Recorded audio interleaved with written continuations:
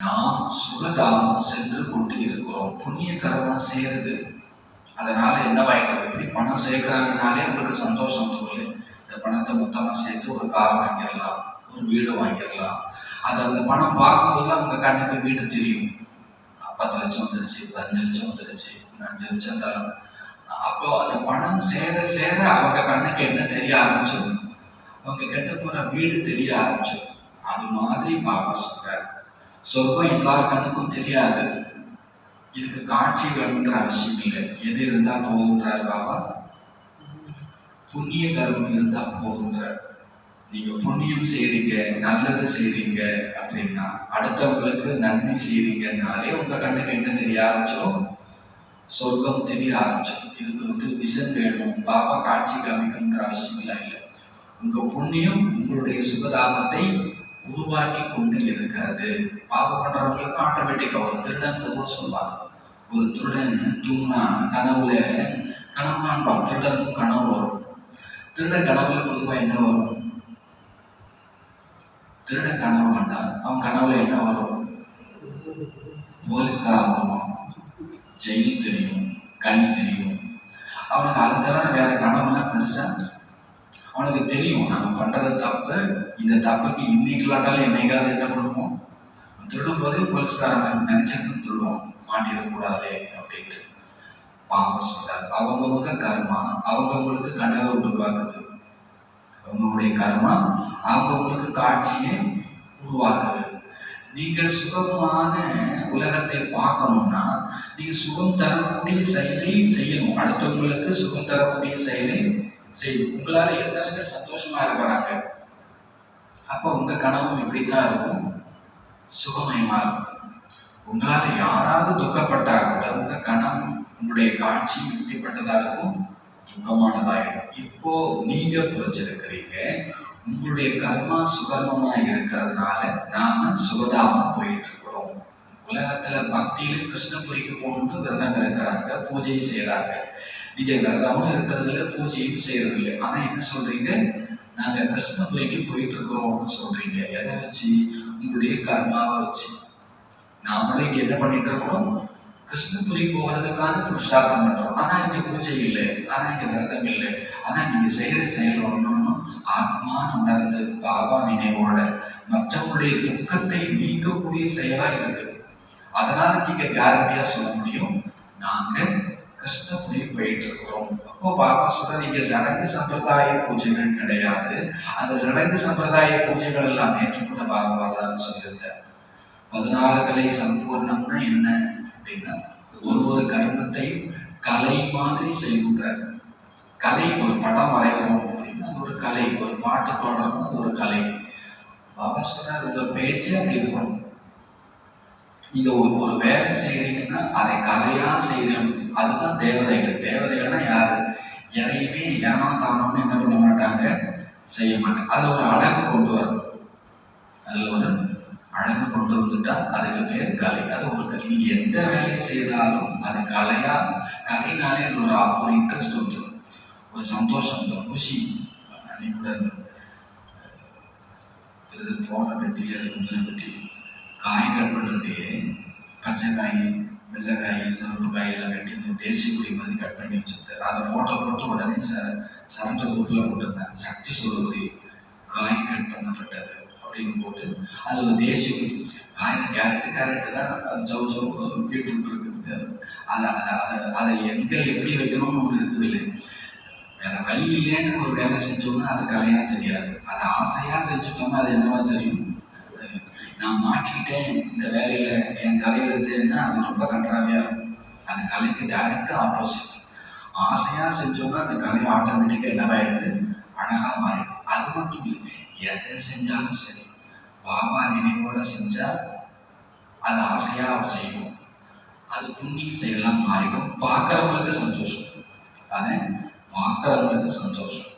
பாபாவும் சொல்றார், இப்போ நீங்க புரிஞ்சிருக்கிறீங்க, கிருஷ்ணபுரி செல்வதற்கான புருஷார்த்தம் என்னன்னா சுகர்மம் செய்யணும், புண்ணிய கர்மம் செய்யணும், மற்றவங்களுடைய துக்கத்தை நீக்கி சுகம் தரக்கூடிய கர்மா செய்யணும்.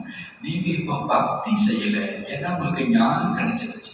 தெரியும். இறைவன் பூஜை செய்யறதுனால சந்தோஷப்பட போறது கிடையாது. இறைவன் பூஜை செய்யறதுனால சந்தோஷப்பட போறது. சொல்லுவாங்க, ஒரு தோட்ட முதலாளி அவருக்கு முன்னாலே ஒரு வேலைக்காரர் வந்து தோட்ட முதலாளியை காலை எடுத்து கொண்டு வரும்போது அவருக்கு எல்லா பணத்தையும் கொடுத்து அவரை குஷிப்படுத்துறார் ஒரு தோட்டக்காரர். இன்னொரு தோட்டக்காரர் தோட்ட முதலாளியை கண்டுக்கவே இல்லை. ஆனா தோட்டத்தை விழுந்து விழுந்து பராமரிக்கிறார். தோட்டத்தை விழுந்து விழுந்து பராமரிக்கணும், வெட்டுறது, கொத்துறது, தண்ணி ஊத்துறது, அந்த வேலையெல்லாம் செய்யறாரு. ஒருத்தர் முதலாளியை கண்டுக்கல, ஆனா தோட்ட வேலை ஒழுங்கா செய்யறாரு. ஒருத்தர் தோட்ட வேலை ஒழுங்காவே பண்ணல, ஆனா முதலாளியை விழுந்து விழுந்து கவனிக்கிறார். முதலாளிக்கு யாரை பார்த்தா சந்தோஷமா இருக்கும்? தோட்டம் என்னை கண்டுக்காம இருந்தா கூட பரவாயில்ல, செடியை பார்த்துக்கோ, தோட்டத்தை பார்த்துக்கோ. பாபா சொன்னார், நீங்க ஒரு ஆத்மாவும் செடியா பாருங்க, அவங்களுக்கு தேவையான அன்பு கொடுங்க, அவங்களுக்கு தேவையான ஞானம் கொடுங்க, சக்தி கொடுங்க. யார் சந்தோஷப்படுவா? பாபா சந்தோஷம். மற்றபடி நீங்க வந்து கும்பாபிஷேகம் பண்ணா என்ன, கருவை ஒன்று போனா என்ன, அளவு ஊத்துனா என்ன, அதுல எல்லாம் இறைவன் சந்தோஷப்பட போறது கிடையாது. பாபா சொல்றார், உங்களுக்கு ஞானம் கிடைத்திருக்கிறது, அதனால உங்களுக்கு இப்ப என்ன தேவையில்லாம போயிடுச்சு, பக்தி தேவை. எப்படி தோட்டத்துல இன்ட்ரெஸ்டா வேலை செய்யறவங்களுக்கு முதலாளி ஐஸ் வைக்கணுன்ற அவசியம் இல்லை, அவர் முதலாளியை கண்டுக்கணுங்கிற அவசியமே இல்லை. நான் என் வேலையை ஒரு பிரேயர் செய்யறேன், முதலாளிக்கு தேவைன்னு என்னை வேலையில வச்சுக்கணும், இல்லைன்னு நின்றுட்டு போட்டோம். அவருக்கு தெரியும் நாம இல்லைன்னா முதலாளிக்கு தான் கஷ்டம், செடிக்கு தான் கஷ்டம், நம்மள வேலையை வந்து தூக்கவே முடியாது. பாபா என்னைய காப்பாத்து நீங்க சொல்லவே வேண்டாம், நீங்க செய்யற கர்மாவை கரெக்டா செஞ்சீங்கன்னா பாபா உங்களை காப்பாத்தி தான் ஆகணும், வேற வழியே உங்களை காப்பாத்தி தான் ஆகணும். நீங்க உங்களுக்கு செய்யற கர்மா அப்படி, இனி காப்பாத்து நீ விரதம் இருக்கிறதுக்கோ இல்ல நேர்த்தி கடன் வைக்கிறதுக்கோ அவசியம் இல்லை. உங்க கர்மா கரெக்டா செய்யுங்க, உங்களை பாபா காப்பாத்தி தான் ஆகணும். இந்த இடத்துக்கு உங்களை விட்டா வேற ஆளே இல்லை. அப்போ உங்களை சரி செய்யணும், உங்களுக்கு தேவையான எல்லாவற்றையும் பாபா என்ன பண்ணணும், செஞ்சு கொடுக்கணும். அப்போ உங்க கர்மா கலையா மாறிடுச்சுன்னா, உங்க கர்மா சுகர்மாவா இருந்துச்சுன்னா எல்லா நன்மையும் உங்களை தேடி தானாக என்ன பண்ண போகுது, வந்துடும். இதுல வேண்டுதல் எதுக்கு, விரதம் எதுக்கு, ஒன்றும் தேவையில்லை. அப்போ பாபா சொன்னார், நீங்க புரிஞ்சிருக்கிறீங்க, தந்தை நமக்கு ஞானம் கொடுத்திருக்கிறார். பக்தி என்பது நீங்கள் செய்வது இல்லை, கோயி மனுஷிய மாத்திர ஞானமே. உங்களை தவிர்த்து வேற எந்த மனிதர்களுக்கும் இந்த ஞானம் இல்லை. நம்ம கர்மாதான் நம்மளை காப்பாற்ற போகுங்கிற ஞானம் இல்லாததுனால அவங்க கர்மாவில கவனம் கொடுக்கல, செய்யற வேலையை கரெக்டா செய்யணும், மற்றவங்களுக்கு சுகம் தரக்கூடாதா செய்யணும் அப்படின்னு தெரியல. நீங்க செய்யற வேலையை எப்ப வந்து சுகம் தரும்னா பாபா சொல்றாரு, நீங்க தூய்மையான ஆத்மாவா இருந்தாதான் அந்த சுகம் தரும். ஆத்மால அழுக்கு இருக்குதுன்னா நீங்க என்ன செஞ்சாலும் அது அடுத்தவங்களுக்கு துக்கமா போயிடும். சிவானிஸ்ட் ஒரு சம்பவம் சொல்லுவாங்க. ஒரு பெண்மணி வந்து சிவானிஸ்ட சொல்றாங்க, எங்க மாமியாரை நான் விழுந்து விழுந்து கவனிக்கிறேன், கரெக்டா காலையில் 7 மணிக்கு காமி, 8 மணிக்கு டிஃபன், 11 மணிக்கு வந்து சூப்பு, 12:30க்கு வந்து மதிய சாப்பாடு, சாயங்காலம் வந்து பஜ்ஜி சுச்சி டீ எல்லாம் கொடுக்குறேன். கரெக்டா ஒரு குறை வைக்கல. ஆனா எங்க மாமியார் பக்கத்து வீடுலாம் போய் என்னை குறை சொல்லுன்னா அவங்களுக்கு வேலை. இவ்வளோ விழுந்து விழுந்து செஞ்சோம். எங்க மாமியார் என்னை பாராட்டினதும் இல்லை, என்னை பாராட்டுன்ற அவசியம் இல்லை, என்னை பத்தி குறை சொல்லாமையாவது இருக்கலாம்ல அப்படின்னு சொல்லி வருத்தப்படுறாங்க. அப்பா சிஸ்டர் கேட்டுக்கிறாங்க, உங்க மாமியாருக்கு நீங்க ஆசையா செஞ்சு கொடுக்குறீங்களா, தலையெழுத்தேன்னு செஞ்சு கொடுக்குறீங்களா? அதுக்கு அந்த மருமகள் உண்மையே சொல்லிட்டாங்க. எந்த மருமகள் தான் மாமியாருக்கு ஆசையா செய்வாங்க? அம்மா அப்பாவுக்கு செய்யறதே நீங்க பெரிய விஷயம் இல்லை, கொஞ்சம் சரிச்சுக்கிட்டு தான் செய்வேன், செய்யலைன்னா வீட்டுக்காருக்கு போகும், அது பெரிய பிரச்சனையாயிடும். அப்போ நீங்க வேற வழி இல்லைன்னு நீங்க செஞ்சுட்டு இருக்கிற வரைக்கும் அந்த வைப்ரேஷன், நீங்க கொடுக்குற சாப்பாடை விட உங்க வைப்ரேஷன் அவங்களுக்கு போய் செஞ்சிடும். நீங்க ஆப்பிள் ஜூஸ் கொடுக்குறீங்களா இல்லை சூப்பு கொடுக்குறீங்களா அப்படிங்கிறது மேட்டர் இல்லை. நீங்க அதை ஆசை தண்ணியை கூட கொடுக்கறத ஆசையா கொடுங்க, அன்பா கொடுங்க, அது அவங்களுக்கு அது தேங்காய் விரதமா தெரிய ஆரம்பிச்சிடும். அப்போ மாமியார்கிட்ட பிரச்சனை இல்லை. அவங்க சொல்றது என்னது, பிரச்சனை மாமியார்கிட்ட இல்லை, உங்க வைப்ரேஷன் எப்படி இருக்குது, உங்க ஃபீலிங் எப்படி இருக்குது, உங்களுடைய திருஷ்டி எப்படி இருக்குது, உங்களுடைய பார்வை, உங்களுடைய உணர்வு, உங்களுடைய அதிர்வலை, இதை பாசிட்டிவா வச்சுட்டீங்கன்னா ஆட்டோமேட்டிக்கா அவங்க உள்ள என்ன பண்ண ஆரம்பிச்சிருவாங்க, கொண்டாட ஆரம்பிச்சிருவாங்க. பாபாவும் சொல்றாங்க, ஆத்மாவில அழுக்கு இருக்கிற வரைக்கும் நம்ம செய்யற கர்மா பாவ கர்மாவாவே போகும். ஆத்மாவில அகங்காரம் இருக்குதுன்னு வச்சுப்போம். நான் என்ன செஞ்சாலும் நல்லாவே செஞ்சுவேன், டேஸ்டாவே செய்வேன், ஆனா என்னை யாரும் பிரியாம போயிடும். ஆத்மாவில அகங்காரமே இல்லை, தூய்மை இருக்குதுன்னா நான் என்ன செய்தாலும் அவங்களுக்கு அது ருசியா தெரியும், சுகமா தெரியும், அழகா தெரியும். அப்ப பாபா சொல்றாரு, ஆத்மா தூய்மை ஆயிடுச்சுன்னா அது பண்ற கர்மா இல்லாம உயர்ந்த கர்மாவா மாறிடுது. ஆத்மா அழுக்கா இருக்கிற வரைக்கும் அது கர்மா பாவ கர்மாவாவே செய்யுது. எல்லாருக்குமே இந்த ஆசை, நமக்கு நல்லது செஞ்சவங்களுக்கு நம்ம ஏதாவது ரிட்டர்ன் பண்ணணும் அப்படின்னு சொல்லி. நமக்கு யாராவது சில பேர் நல்லது பண்ணிட்டு காணாம போயிடுவாங்க. நமக்கு நல்லது செஞ்சுட்டு காணாம போயிட்டாங்கன்னா நம்ம காத்துக்கிட்டே இருப்போம், அவங்க என்னைக்காவது வந்தாங்கன்னா அவங்களை ஏகபோகமா கவனிக்கணும் அப்படின்னு சொல்லிட்டு. இப்போ தந்தை 5000 வருஷத்துக்கு முன்னால சொர்க்கத்தை உருவாக்கி கொடுத்துட்டு அவர் காணாம போயிட்டார். இப்ப 5000 வருஷம் கழிச்சு வந்திருக்கிறார். இப்ப நீங்க அவரை எப்படி மீட் பண்ணணும்? சொர்க்கத்துக்கு எஜமானனாக்கி விட்டு சென்று விட்ட தந்தையை நீங்க 5000 வருஷம் பாபா சொன்னார், பாபுக்கோ 5000 वर्ष बाद सिर्फ तुम देखते हो. நீங்க மட்டும்தான் பாபாவை 5000 வருஷம் கழிச்சு பார்க்குறீங்க. லக்ஷ்மி நாராயணனுடைய ஆத்மாவுக்கு அமர கதையை அமரநாதன் மூலமாக கேட்டு அமரர் ஆகுகிறீர்கள். ஆனா உலகம் என்பது மரண உலகமா இருக்கு. வாழ்ந்துட்டு இருக்கிற உலகம் என்னது? வாழ்ந்துட்டு இருக்கும்போதே செத்துட்டு தான் இருக்கிறாங்க. ஒருத்தவங்க திட்டிட்டீங்கன்னா அன்னைக்கு அவங்க செத்துட்டாங்கன்னு அர்த்தம். அவங்க முகத்தை பார்த்துருக்கீங்களா? யாரையும் கண்டாதான் திட்டி இருக்கு, அன்னைக்குள்ள அவங்க முகம் எப்படி இருக்கும்? கலையே இல்லாம இருக்கும். அப்படின்னா அந்த ஆத்மாவை அந்த நேரத்துக்கு என்ன பண்ணிட்டு வந்தாங்க? கொலை பண்ணியாச்சு, கொலாப்ஸ் ஆயிடுங்க அந்த ஆத்மா. சில பேர் சொல்லுவாங்க இல்லையா, நான் நடக்கணமா வாழ்ந்துட்டு இருக்கிறேன், இந்த சுகமா இல்லை, அன்பா இல்லை, அமைதியா இல்லை. அப்போ ஆத்மா இப்போ மரண உலகத்துல வாழ்ந்துட்டு இருக்குது. ஆனா நாம இப்போ அமரலோகம் செல்வதற்காக அமர கதையை கேட்டுட்டு இருக்கோம். கதையை நினைவுகளை செய்வதால் உங்களுடைய ஆத்மா அமரர் ஆகி விடுகிறது. அழிஞ்சவங்களை பார்த்து பார்த்து அழிஞ்சு போயிடுறாங்க. ஆனா அழியாதவரை பார்த்து பார்த்து நம்ம என்ன ஆயிடும்? அழியாதவர், என் தம்பி என் கூட இருக்கிறான்னா அது வரைக்கும் நான் அண்ணன், என் தம்பி என் கூட இருக்கிறான்னா அண்ணன், ஒரே ஒரு தம்பி, அவன் சுத்து போயிட்டான் வச்சுப்போமே, அப்புறம் நான் யாரு கிடையாது, அப்புறம் யாரு கிடையாது, நான் அண்ணன் கிடையாது. தம்பி சாகும் போதே இந்த அண்ணங்கிற உறவு என்ன பண்ணிடுது? செத்து போயிடுது. எனக்கு வேலைக்காரங்க இருக்கிற வரைக்கும் முதலாளி, வேலைக்காரங்களே இல்லைன்னா முதலாளியும் இல்லை. அப்போ சாகக்கூடியவங்களையா பார்த்துட்டு இருக்கும்போது நாம ஒவ்வொரு நாளும் நாம செத்துட்டு தான் இருக்கோம். நம்ம ஒவ்வொரு உறவா நம்மளை பிரிஞ்சு போகுதுன்னா நம்ம என்ன பண்ணிக்கிட்டே தான் இருக்கிறோம்? இறந்துக்கிட்டே தான் இருக்கும். பாபா இறந்து போறவங்களை பார்க்கிறவங்க இறந்து போறாங்க, இறந்தே போகாதவங்க, இறப்பே இல்லாத ஒருத்தரை பார்க்கும்போது நாமளும் என்ன ஆயிடும்? இறப்பே இல்லா பரமாத்மாவுக்கு இறப்பு கிடையாது. அவரை பார்க்கும்போது நாமளும் அமராயிடும். அமரநாதனை நினைவு செய்வதால் நீங்க அமர ஆத்மா ஆயிடுறீங்க அப்படின்றார். அமரநாதனை நினைவு செய்வதால் நீங்க அமர, இவருக்கு இறப்பு கிடையாது.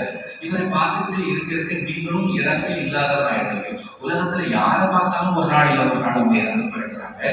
கூடவே சேர்த்து உங்க ஆத்மா துக்கப்படுது, அதாவது மரணம் அடையுது. இப்போ நீங்க எல்லாருமே பார்வதி, இதை புரிஞ்சிருக்கிறீங்க. சத்தியத்தில் சத்தியமானவர் ஆகிறீங்க. ஒரு குழந்தை பிறக்கும் போதே சொல்லிக் கொடுக்கணும்ல, அது உன் தம்பி தான், அது உன் அண்ணன் தான், அதெல்லாம் என்னது? பொய். நீ மாமா ஆயிட்ட, நீ சித்தப்பா ஆயிட்ட, நீ தாத்தா ஆயிட்ட, அது எல்லாம் இவ்வளவு காலம் பொய்யவே தான் கேட்டுட்டு வந்திருக்கோம். அது துக்கத்துக்கான ஒரு வழிமுறை தான். இப்போ நம்ம குழந்தை பிறந்தாலும் அந்த ஆத்மா இருக்குது, அதனுடைய கர்மாவை அனுபவிக்கிறது இந்த ஆத்மா இருக்கு. இதுவும் பாபாவுடைய குழந்தை, என் சகோதர ஆத்மா, இதுதான் சத்தியம். அதை என் பேரன்னு பார்த்துட்டோம்னா அது பொய் தான். அது ஆத்மா, அது சகோதர ஆத்மா, அது பரமாத்மாவுடைய குழந்தை. நமக்கு அந்த குழந்தையால துக்கமே கிடையாது. நீங்க தேகம்னு பார்த்துட்டீங்க, தேக உறவு கொண்டாடிட்டீங்கன்னா அது துக்கமா மாறிடுது. பாபா சொல்றாரு, இவ்வளவு காலம் பொய்யையே கேட்டு பொய்யானவர்களாகவே ஆகி துக்கத்தை சேர்த்து கொண்டு இருந்தீர்கள். இப்ப தந்தை சத்தியமானவர், காட் இஸ் ட்ரூத் அப்படின்னு சொல்லப்படுது. பாபா ட்ரூத் சொல்றார், உண்மையே சொல்றார். பாபா சொல்றாங்க, தன்னை ஆத்மான்னு புரிஞ்சுக்கோங்க. இது பாபா நமக்கு கொடுக்கக்கூடிய முதல் சத்தியம். இந்த முதல் சத்தியமே நம்மளை எவ்வளவு சுகமானவர்களாக ஆக்கி விடுகிறது. நான் ஆத்மா, இந்த ஒரு விஷயம், இந்த ஒரு உண்மையே உங்களை எல்லா துக்கத்திலிருந்து விடுவிக்கக்கூடிய சக்தி உடையதுதான். தந்தைக்கு சமமான நாலேஜ்ஃபுல் பிளிஸ்ஃபுல் ஆக வேண்டும். தந்தைக்கு சமமான ஞானம் நிறைந்தவர், பேரானந்தம் நிறைந்தவர் ஆக வேண்டும். தந்தைக்கு சமமான ஏதோ சந்தோஷமா இருக்கேன் அதெல்லாம் பத்தாது. பரமாத்மா இப்ப எப்படி ஹாப்பியா இருக்கார்? சூரிய அடிக்கடி சொல்வார், போங்க பரதாபத்துக்கு போங்க, பாப்பா கொஞ்சம் தள்ளுவோம், சீட்டில் கொஞ்ச நேரம் நான் உட்காந்துக்கிறேன் அப்படின்னா கொஞ்சம் தள்ளி உட்காந்துப்பார். அவர் சீட்டில் உட்காந்து இந்த உலகத்தை பாருங்க, அப்புறம் தெரியும் சாட்சின்னா என்னன்னு. நம்ம இந்த சரீரத்தில் இருந்துட்டு இருக்கிற வரைக்கும் நம்மளால என்னவா பார்க்க முடியாது. எல்லாத்தையும் பாபா சொல்ற எல்லாத்தையும் சாட்சியா பாரு, சாட்சியா பாரு, அதை எப்படி பார்க்க முடியும்? கேள்வி கேட்போம். ஆனா அங்க மேல ஒருத்தர் உட்காந்துட்டு எல்லாத்தையும் இப்படித்தான் பார்த்துட்டு இருக்கிறாரு, சாட்சியா தான் பார்க்கறாரு. அதனால நீங்க மேல போய் உட்கார்ந்து பார்த்தா இங்க எல்லாமே ட்ராமாவா தெரியும், விளையாட்டா தெரியும். பாப் சமான் நாலேஜ்ஃபுல் பிளிஸ்ஃபுல், ஆனந்தம் நிறைந்தவர், ஞானம் நிறைந்தவர் ஆக வேண்டும். சோமரசம் அருந்தி பிறருக்கு ஊட்ட வேண்டும்.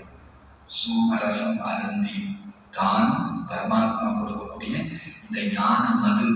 ஞானங்கிறது என்னது? இப்போ மதுவா இருக்குது, போதை தரக்கூடிய, சக்தி தரக்கூடிய மதுவா இருக்குது. சோமரச அருந்தி பிறருக்கும் வழங்க வேண்டும். வரதானம், माया के विघ्नों को खेल के समान अनुभव करने वाले मास्टर विश्व निर्माता भव. வரதானம், மாயாவின் தடைகளை விளையாட்டுக்கு சமமாக அனுபவம் செய்யக்கூடிய, மாயாவின் தடைகளை விளையாட்டுக்கு சமமாக அனுபவம் செய்யக்கூடிய மாஸ்டர் உலகம் படைப்பவர் ஆகுங்கள். மாஸ்டர் உலகத்தை படைப்பவர் ஆகுங்கள். எப்படி யாராவது வயசானவங்களுக்கு முன்னால சின்ன குழந்தைங்க அந்த சிறு குழந்தைக்கே உரிய குறும்புத்தனத்தினால், அறியாமையினால், அலட்சியத்தினால் ஏதாவது பேசிவிட்டால், ஏதாவது அப்படி செயல் செய்துவிட்டால் வயதானவங்க என்ன புரிஞ்சுப்பாங்க? இந்த குழந்தை குற்றமற்றது, அது அறியாதது, அது சிறு குழந்தை என புரிந்து எந்த பாதிப்பும் இன்றி இருப்பார்கள். சின்ன குழந்தை தப்பு பண்ணுது, பெரியவங்களை எதிர்த்து பேசுத வச்சுப்போம். அந்த பெரியவங்க என்ன நினைக்கிறாங்களாமா, பாவம் இது அறியாத வயசு, புரியல, இன்னும் சின்ன குழந்தை தானே அப்படின்னு அந்த குழந்தையினுடைய சொல்லாத செயலால பாதிப்பு அடையாம இருக்கிறாங்க. பெரியவங்கன்னா என்ன அர்த்தம்? பெரியவங்கன்னா என்ன அர்த்தம்? பாதிப்பு அடையாமல் இருக்கிறது. மற்றவங்களை குழந்தை நிர்தோஷன்னு பார்க்கணும், அஞ்சான் அப்படின்னு பார்க்கணும், சோட்டை பச்சைன்னு பார்க்கணும். அப்படி பார்த்தா அவங்க யாரு? நிர்தோஷம் குற்றமற்றவர்கள், அஞ்சான் அப்படின்னா அறியாதவர்கள், சோட்டை பச்சைன்னு சின்ன குழந்தைங்க. இப்போ வயசானவங்க சின்ன குழந்தைங்க ஏதாவது பிரச்சனை பண்றாங்க அப்படின்னா அவங்க பிரச்சனை பண்றாங்கன்னு பார்க்கல, அது சோட்டை பச்சை, அஞ்சான், நிர்தோஷ் அப்படின்னு பார்க்கறாங்க. கோய் அசர் நகி போத்தா. அதனால அந்த வயசானவங்க அந்த சின்ன குழந்தையால டிஸ்டர்ப் ஆகுறதே சொன்னா சொல்லிட்டு போறாங்க, அவனுக்கு என்ன தெரிய போகுது அப்படி எடுத்துக்கிறாங்க இல்லையா? ஐசே जब आप अपने मास्टर निर्माता विश्व निर्माता समझेंगे तो, அதே போலவே தங்களை எப்போ நீங்க மாஸ்டர் உலகம் படைப்பாளர், உலகத்தை படைப்பவர் என புரிஞ்சுக்கிறீங்களோ அப்ப இந்த மாயா தடைகளும் குழந்தையின் விளையாட்டு போல அனுபவமாகும். மாயா ஏற்படுத்துற தடை கூட குழந்தையின் விளையாட்டாக அனுபவமாகும். மாயா கிசிவி ஆத்மா துவாரா समस्या विघ्न व परीक्षा पेपर बनकर आ जाए तो, மாயா ஏதாவது ஒரு ஆத்மா மூலமாக பிரச்சனைகள், தடைகள், பரீட்சை பேப்பரை கொண்டு வந்தால், யாரும் நமக்கு பிரச்சனை கிடையாது, யாரும் நமக்கு தடை கிடையாது, யாரும் நமக்கு பரீட்சை பேப்பர் இல்லை. மாயா யாராவது ஒரு ஆத்மாவை என்னவாக்கிக்குது? கருவியாக்கி அந்த ஆத்மாவே பிரச்சனை ரூபமா, தடை ரூபமா, பரீட்சை பேப்பரை ஆக்கிடுது. அதை கண்டு நீங்கள் பயப்பட வேண்டாம். அதற்கு பதிலாக அவர்களை குற்றமற்றவர்கள் என புரிந்து கொள்ளுங்கள். அவங்களை சொல்லி ஒன்றும் பிரச்சனை இல்லை சொல்லுவாங்க இல்லையா, எய்தவன் இருக்க அம்பை நோவது ஏன். அம்பை விட்டது ஒரு ஆளு, அந்த ஆளை விட்டுட்டு இந்த அம்பை போய் திட்டிக்கிட்டு இருக்கிறதுல என்ன பிரயோஜனம், நொந்துட்டு இருக்கிறதுல என்ன பிரயோஜனம். அது போய் இந்த மாயா யாரையாவது ஒரு கருவியாக்கி அது நமக்கு தடையை ஏற்படுத்துது, அது நமக்கு பிரச்சனையை கொண்டு வருது, அது நமக்கு பரீட்சையை கொண்டு வருது. நாமே அந்த ஆத்மாவை குற்றவாளி நினைக்கணும். பின்னால மாயா இருக்குது, அதை புரிஞ்சுக்கோங்க. ஸ்லோகன் स्नेह शक्ति ईश्वरीय आकर्षण स्वयं में बरो तो सब सहयोगी बन जाएंगे. ஸ்லோகன் ஸ்நேகம் சக்தி மற்றும் ஈஸ்வரிய ஆகர்ஷணத்தை தனக்குள் நிறைத்துக் கொள்ளுங்கள். ஸ்நேகம் சக்தி மற்றும் ஈஸ்வரிய ஆகர்ஷணத்தை தனக்குள் நிறைத்துக் கொள்ளுங்கள். அப்போது எல்லோரும் சகயோகி ஆகிவிடுவார்கள். அப்போது எல்லோரும் சகயோகி ஆகி உங்கள்கிட்ட ஸ்நேகம் சக்தி ஈஸ்வரிய ஆகர்ஷணம் இருந்துச்சுன்னா உங்களுக்கு எல்லாரும் உதவுவாங்க. எனக்கு அவங்க உதவலை இவங்க உதவலைன்னு சொல்ல வேண்டாம். உங்களுக்குள்ள ஸ்நேகத்தை நினைச்சுக்கோங்க. இப்படி ஊர்ல ஒரே ஒரு கிணறு தான் இருக்குது. அந்த கிணத்துல அந்த ஊர்காரங்களுக்கு தண்ணி குடிக்கிறதுக்கு வழியே இல்லை. அந்த கிணத்து ஓனரை யாராவது பகைச்சுப்பாங்களா? கிணத்து ஓனரை பகைச்சா கிணத்துல தண்ணி எடுக்க முடியாது. அவர் எவ்வளவு மோசமா இருந்தாலும் அட்ஜஸ்ட் பண்ணித்தாலும், ஏன்னா கிணத்து தண்ணி கிடைக்கிறது இல்லை. ஸ்நேகமும் சக்தியும் ஈஸ்வரிய ஆகர்ஷமும் உங்கள்கிட்ட இருந்துச்சுன்னா உங்களுக்கு எல்லாரும் உதவியாளரா ஆகித்தான் தீரணுன்றார். உங்களுக்கு சப்போர்ட் பண்ணத்தான் செய்யும் சகயோகியா. ஆனா எனக்குள்ள என்ன இருக்கணும்? ஸ்நேகம் சக்தி ஈஸ்வரிய ஆகர்ஷம். அவ்வியக்தை சாரா ஜுவாலா சுரூப ஸ்திதியில் நிலைத்திருந்து சக்திசாலி நினைவின் அனுபவம் செய்யுங்கள். இப்பொழுது ஜுவாலாமுகியாகி அசுர சமஸ்காரம் அசுர சுபாவம் எல்லாவற்றையும் பஸ்பம் செய்யுங்கள். எப்படி தேவிகளினுடைய நினைவு சின்னத்தில் காண்பிக்கிறாங்க, ஜுவாலை மூலமாக அரக்கர்களை சம்ஹாரம் செய்தார்கள் என்று. அசுரன் என்பது யாரோ மனிதன் கிடையாது, ஆனால் அசுர சக்திகள் அங்கே அழிக்கப்படுகிறது. இப்போ உங்களுடைய ஜுவாலா சுரூபத்தினுடைய ஸ்திதியினுடைய நினைவு சின்னம் தான் அது. துர்க்கை காளி இப்படி பார்வதி இவங்க எல்லாமே யாருக்கு அரக்கர்களை கொண்ட மாதிரியே காண்பிக்கிறாங்க. அப்படிலாம் ஒரு சாமி கிடையாது. நீங்க இப்போ துர்க்கையா காளியா பார்வதியா மாறி கோபம் அகங்காரம் பொறாமை வெறுப்பு மாதிரியான அசுர சக்திகளை என்ன பண்ணிட்டு இருக்கிறீங்க? சம்ஹாரம் செய்துட்டு இருக்கிறீங்க. இப்போ நீங்க அப்படிப்பட்ட யோக ஜுவாலையை வெளிப்படுத்துங்க. அப்படிப்பட்ட யோக ஜுவாலையை வெளிப்படுத்துங்க. இந்த கலியுக உலகம் முற்றிலுமாக எரிந்து பஸ்மமாகிவிட வேண்டும். கலியுக உலகம் அப்படின்னா இந்த உலகத்தில் இருக்கக்கூடிய அசுர சக்திகள் எல்லாம் சம்ஹாரமாகப்பட வேண்டும். அப்படி பஸ்மமாக்கப்பட வேண்டும். அந்த அளவுக்கு உங்க யோகா ஜுவாலை என்ன பண்ணுங்க? பிரத்யட்சப்படுத்துங்க. நல்லது.